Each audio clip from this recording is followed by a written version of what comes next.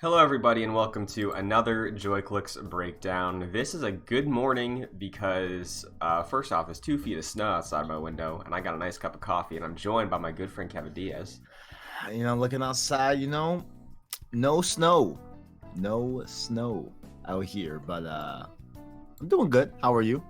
I'm Had a good doing morning. I'm doing great because one of my favorite games ever is going to be easily playable once again come May 14th, Kevin.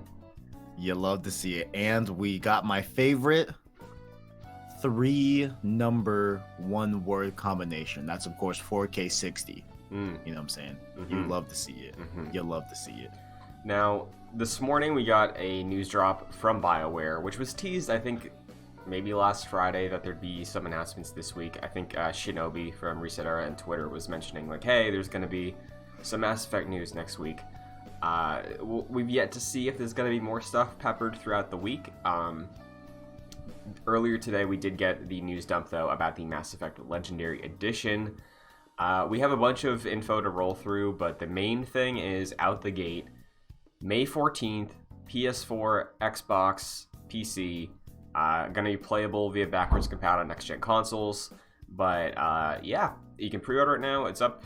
I think it's been up, but there's official listings now on a bunch of different retailers like Best Buy, Target, everywhere, in addition to Amazon. So we have a date. I think this is a great date. I was worried if it was gonna hit in March because I'm not ready for this yet, but May to me is perfect for this game. What do you think?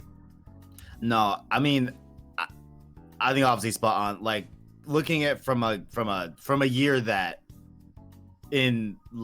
like if it was a regular year, right? Right.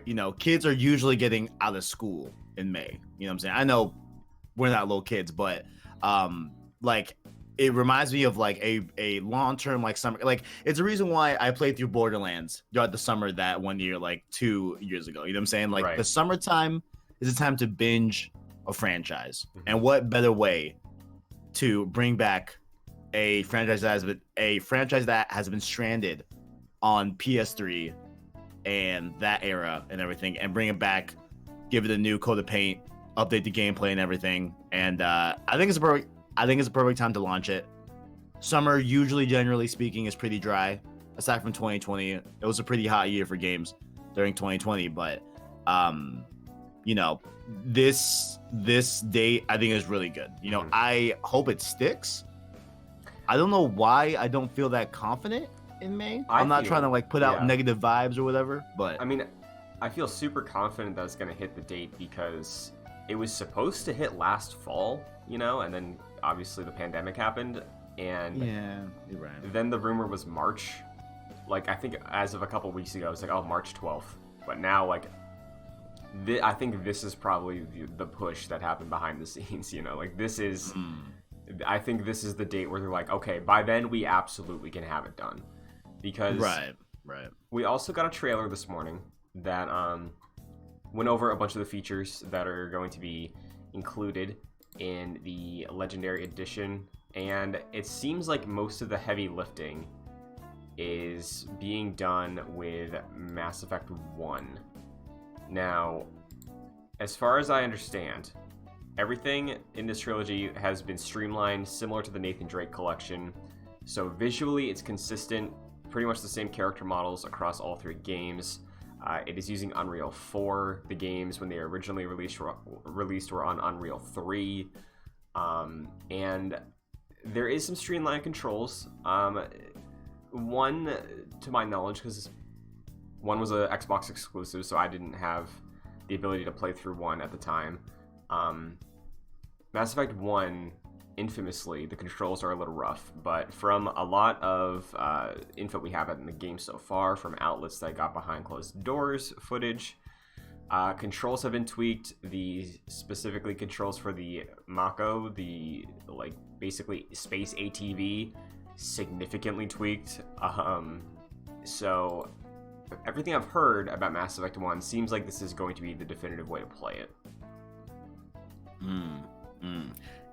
Another thing too, perhaps the audience may not know. They stumbled across this video, perhaps. I have not played Mass Effect, right, at all.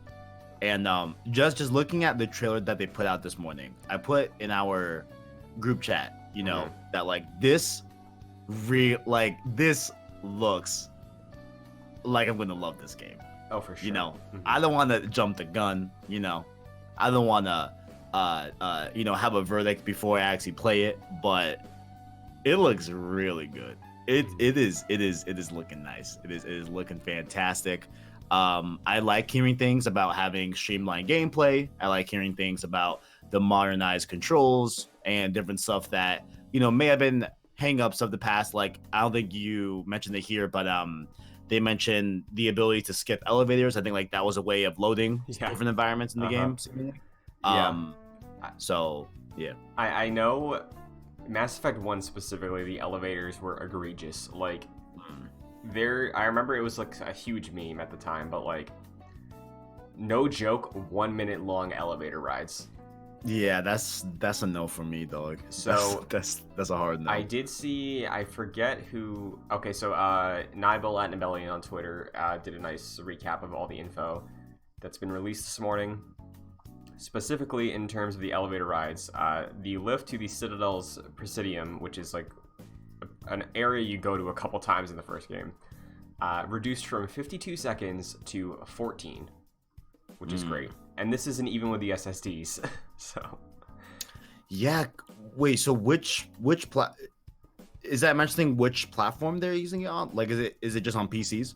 No, this is PS4 and Xbox One, because that's on PS4. Yeah, because I mean, you still have a huge generational gap between the 360 and the PS4, Right. No, but like, as you said before, right? Like the PS4 is running on hard drives. Like those are spinning mechanical hard drives. So like, how that would look on our SSDs on the next gen, that is nice. Okay, I like that. So the info dump also came with some screenshots. I don't know if you saw any of these, but I did peruse them. Okay. Yes, I did. On Nibel's thread, we got my boy Thane, fantastic character in Mass Effect 2, DLC character. And what's worthy of note is that this Legendary Edition is coming with over 40 DLCs. So every single DLC that came out for Mass Effect that isn't tied to multiplayer is included, has been remastered alongside everything else of its story content, which is pretty fantastic, because Thane specifically is one of my favorite characters in Mass Effect 2, and he's not base game, so I'm glad that's being included. You'd hope that a definitive edition of a beloved series like this would include the DLC. But Kevin, what do you know about the Mass Effect 3 ending debacle? I think if I recall, the were that Mass Effect involves a lot of choices. It even involves, I believe, a system where it carries over the saves from the previous games to kind of like further facilitate the next game based off of the choices that you made before it via the save file and everything. And it seemed like at the end of Mass Effect 3, a lot or all of the choices all led up to one thing that was unchangeable that I guess people didn't like. I'm not sure if they didn't like the nature that they weren't given a lot of influence on the end of Mass Effect 3, or that they just didn't like the ending itself. Or maybe both. I don't know. So but I think that's all I know. Okay, so I only played half of Mass Effect 3, and I heard about the ending. The ending was a lot of like, I think people just didn't like choices like that were made story wise. Like, it seemed a little entitled. Because you still have 3 definitive choices. It's just like the choices were a little similar. Like, they were all kind of downers, but BioWare responded to that, and they created a bonus epilogue sort of thing that was DLC, and that is now being worked into actually the main ending of 3. So it's not something you'll have to load up separately. It is going to continue through, I believe it's called the Citadel DLC for Mass Effect 3. So where the game ended in 2012 is not where the game is going to be ending when you play the remaster this year. Okay. Yeah, that's another thing too. Like, um, unlike FF7, right, where like there was a there was a clear desire and honestly, I think at this point requirement to go back and play that before the remake going forward, right? Mm-hmm. I'm not going back to to the original Mass Effects, right? Mm-hmm. So I am gonna lack that comparison context, but Right. I'm interested to see like how this one rubs off on me, overall as a standpoint, even with the improvements, probably at the betterment of the way Mass Effect looks as a trilogy for me, Mm-hmm.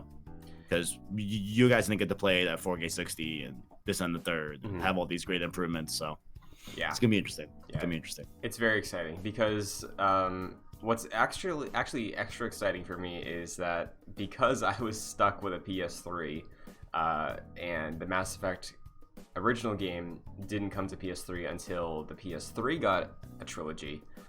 And by that point, I already played 2 and what I played of 3. Mass Effect 1 is a new Mass Effect to me, basically, because I know that story. I know the major beats because they worked a system into 2 to allow you to make those choices so you could carry on your save. But I've never played it. And looking at the screenshots, the original Mass Effect is the one that's been most heavily modified. Like, I'm looking at a screenshot right now of the Mako in the original game next to the Mako in the new game, and it is night and day. It looks like a pre-rendered cutscene in the new one compared to the original. Like, it's rough. And Interesting. so the work there was that BioWare actually used AI upscaling, which is a trend we've seen pretty like on an upswing recently. Like, I know Nintendo's been utilizing that with some of their more recent remasters, and there's all this talk of DLSS in new hardware moving forward, but AI upscaling, if this is a good proving ground for it, it looks nice and it looks like they're doing a good job with it. Yeah, like I think what really stood out to me in the comparisons of the screenshots is definitely the lighting. Mm-hmm. I think the lighting looks really good. I think there's some instances I saw where, like, there was one I saw where the character is looking kind of up on this like building type of porch type deal, and there's water in front of him, and then a rock in front of him, and then the building in the background that he's looking at. Mm-hmm. I felt that the rock wasn't looking the best in terms of like the way the lighting would have, but obviously we're just looking at an upscale. We're not looking at like a fully ground up, remake or whatever. Right. So there's like little things like that you can tell that, okay, great, like this is, not a full remake, but it still looks fantastic. It was looking really impressive overall. Yeah. Mm-hmm. Because most of the textures, specifically on characters, look 10 times better.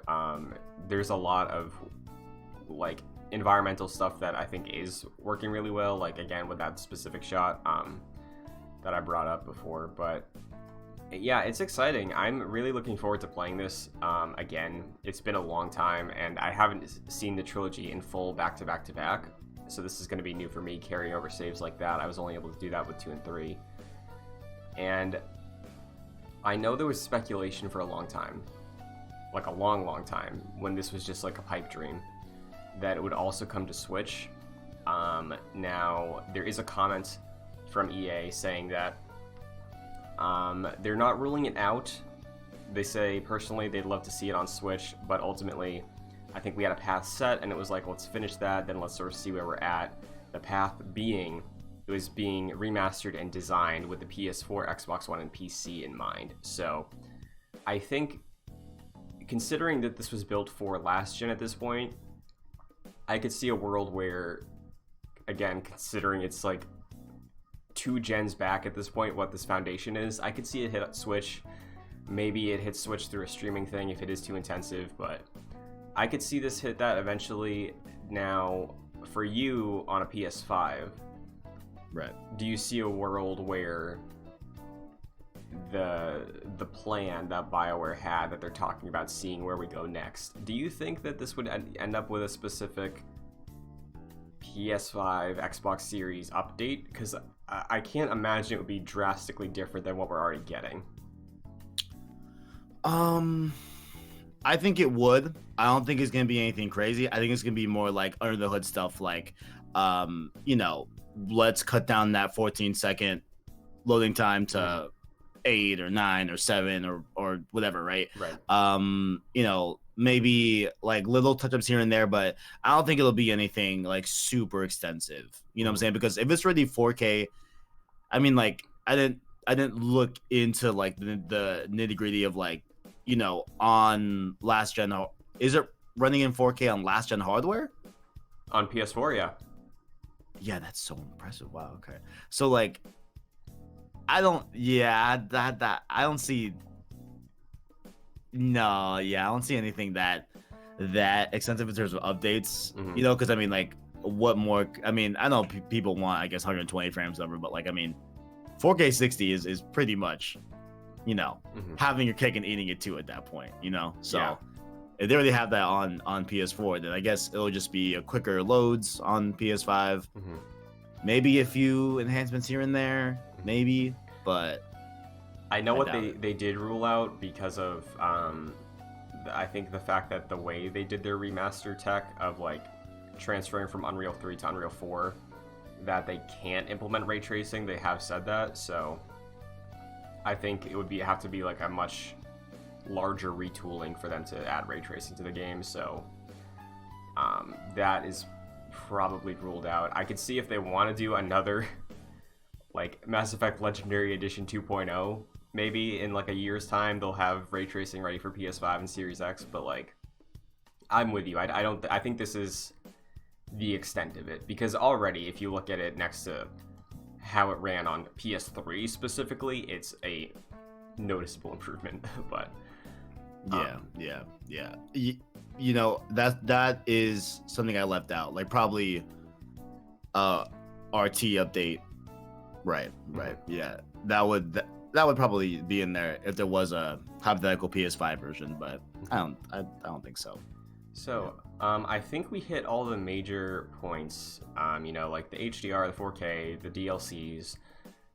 Also, this is a little more thing for the fans, because you really want to have a point of reference on this, but default Shepard in the game, shaved head, military looking guy, he's been a face of this franchise forever, but you've always had the option to play as a female Shepard as well, and FemShep, as she's referred to, never had like a definitive look until Mass Effect 3.